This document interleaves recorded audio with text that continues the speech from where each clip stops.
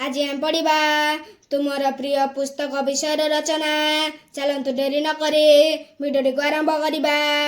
उपक्रम पुस्तक ज्ञानर भंडार भल बही मनीषर कल्याण रे लगी थाए। अनेक भल बही ओ आउ किछि खराब बही मध्य रहिछि। भल बही पढ़ी जीवन को महत करवा उचित। अनेक वर्ष पूर्वे रचित रामायण पुस्तक मोर अधिक प्रिय पुस्तक। मु जेते बही पढ़ी सेथि मध्यरे रामायण अन्यतम। यह मो जीवन रे अनेक शिक्षा देछि। अनेक नीति कथा एथिरे पढ़ी मु मने रखिछि। सेई अनुसारे कार्य मध्य करुछि। विषय वस्तु रामायण रे अयोध्यार राजा दशरथଙ୍କ पुत्र श्री रामचंद्रଙ୍କ जीवन वर्णना करा जाइछि। निज पितांकर आदेश पालन करी रामचंद्र 14 वर्ष जाए वनवासी होइथिले।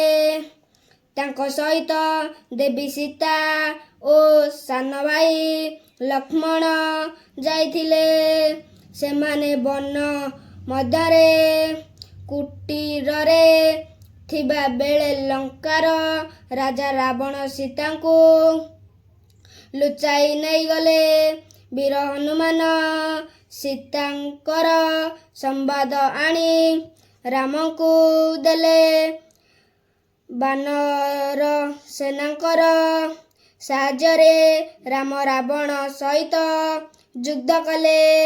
युद्ध रे रावण निहत हेले। देवी सीता उद्धार पाइले। यापरे रामचंद्र सीता ओ लक्ष्मण अयोध्या को फेरिले। उपकार महर्षि वाल्मीकि को रचना करिथिले। एथिरे विभिन्न साधु संतकर उपदेश नीति कथा वर्णना करा जाइछि। एई पुस्तकर नैतिक मूल्य रहिछि।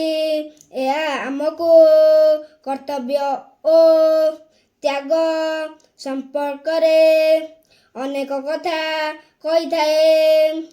पिता माता को भक्ति करिबा आदेश पालन करिबा सहित निजे कर्तव्य पालन करिबा उचित।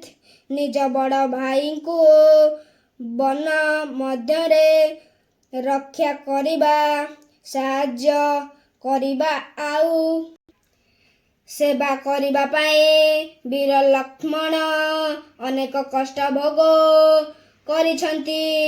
भरत मध्य निर्लोभ होई अयोध्या सिंहासनर सुख त्याग करिछंती।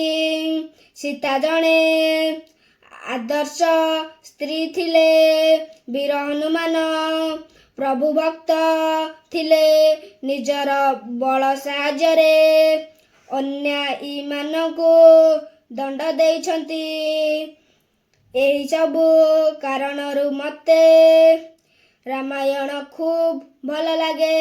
शेष कथा रामायण प्राचीन भारतर जीवन आदर्शर सूचना दिए। आमे तार नीति ओ आदर्श ग्रहण कले आम जीवन धन्य हबो। वीडियोटी भल लागितिले लाइक और सब्सक्राइब करंतु। धन्यवाद।